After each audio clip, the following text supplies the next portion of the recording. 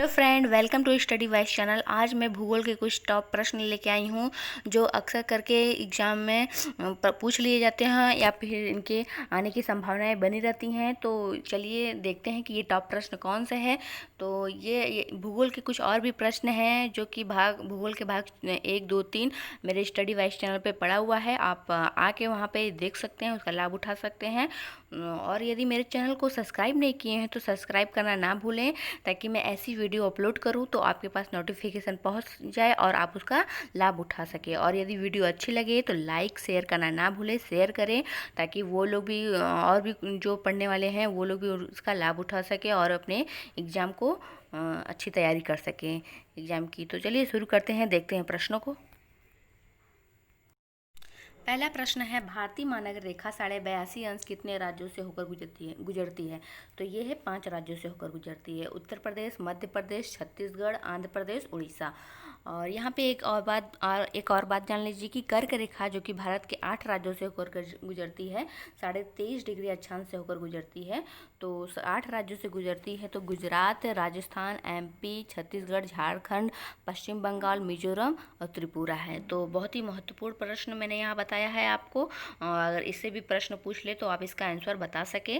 Video को पूरा देखिएगा। मैंने अच्छे अच्छे क्वेश्चन लेके छाट कर बहुत ही मेहनत से प्रश्न लेके आई हूँ ताकि आपकी बेहतर से बेहतर आप तैयारी कर सकें और अपने एग्ज़ाम में क्वालिफाई हो सके।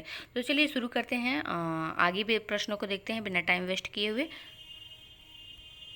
तो नेक्स्ट है, भारत में अधिकांश खनिज किस प्रकार के चट्टानों में पाए जाते हैं।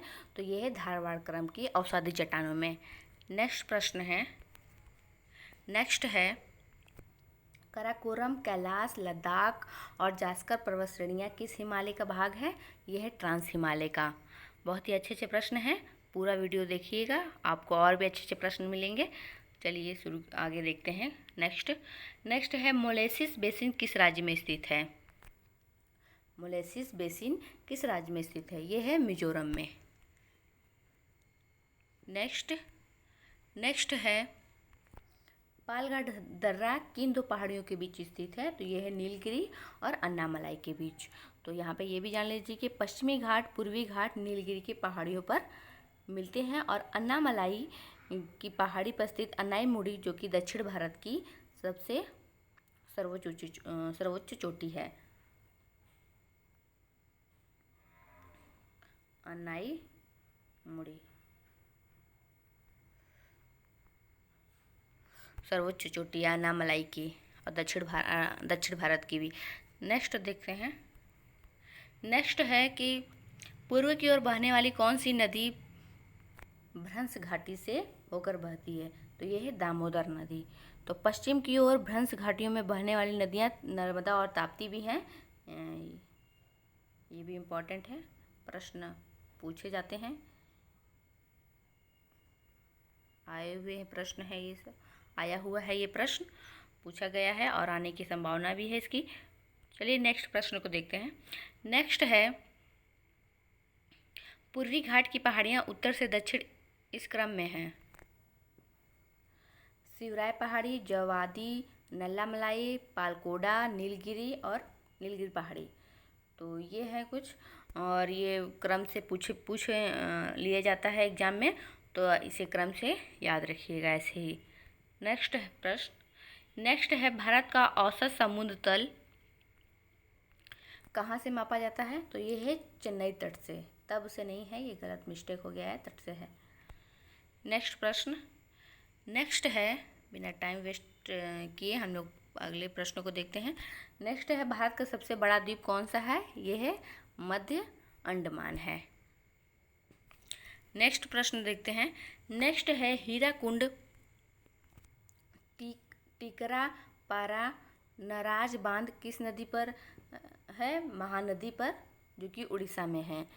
तो हीराकुंड बांध जो कि सबसे लंबा बांध है वो महानदी पे स्थित है। तो ये प्रश्न कुछ है जो महत्वपूर्ण मैंने बता दिया आपको, इसे भी याद रखिएगा कि हीराकुंड सबसे लंबा बांध है, महानदी पे स्थित है और महानदी उड़ीसा में है, बहती है। तो नेक्स्ट देखते हैं। नेक्स्ट है कि उत्तरी मैदान की नदियाँ का अपवाह प्रतिरूप कैसा है? तो ये कि वृक्षाकार होता है। बहुत ही इम्पोर्टेंट प्रश्न। नेक्स्ट देखते हैं। नेक्स्ट है जलगर्तिका, नदी वेदिकाएँ, नदी विसर्प तथा संरचनात्मक सोपान नदी किन नदी की क्रिया द्वारा बनते हैं? अपर्दन क्रिया द्वारा बनते हैं। नेक्स्ट है भारत में औसत वार्षिक वर्षा कितनी होती है? 115 से 120 सेंटीमीटर तक। नेक्स्ट है मानसून पूर्व वर्षा को केरल में आम्र वर्षा कहते हैं, जबकि कर्नाटक में काफ़ी वर्षा या चेरी ब्लॉसम कहते हैं। तो ये बहुत ही इम्पोर्टेंट प्रश्न है।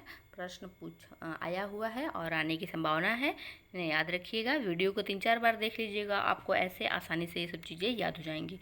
नेक्स्ट देखते हैं। नेक्स्ट प्रश्न है मिट्टी में जीवाश्म कितने % पाई जाती है? तो 5 से 10% मिट्टी में जीवाश्म पाई जाती है। नेक्स्ट है कि पर्वतीय या वनी मृदा किस प्रकार की होती है? ये अम्लीय प्रकार की होती है। नेक्स्ट प्रश्न है सर्वाधिक लवणी मृदा गुजरात में, जबकि सर्वाधिक बंजर भूमि राजस्थान में पाई जाती है। नेक्स्ट है भारतीय वन प्रबंधन संस्थान स्थित है अहमदाबाद में, जबकि भारतीय वन प्रबंधन संसाधन संस्थान भोपाल में स्थित है। भारतीय वन प्रबंधन संस्थान अहमदाबाद में, जबकि भारतीय वन प्रबंधन संसाधन संस्थान भोपाल में स्थित है। तो यहाँ पे लोग कंफ्यूज हो जाते हैं, लेकिन कंफ्यूज होने की कोई आवश्यकता नहीं है। यहाँ पे वन प्रबंध संस्थान है और यहाँ पे वन प्रबंधन संसाधन संस्थान है, जो कि भोपाल में है। इसे आप याद रखिएगा, बहुत ही इम्पॉर्टेंट है, आने की बहुत ही संभावनाएं इसकी रहती हैं। नेक्स्ट है सिंधु जल संधि भारत और पाकिस्तान के बीच कब संपन्न हुई? तो 1960 में हुई थी। तो यहाँ पे कुछ और भी इम्पोर्टेंट चीज़ें हैं कि सिंधु जल संधि 1960 के तहत पश्चिम की 3 नदियाँ, जो कि सिंधु, झेलम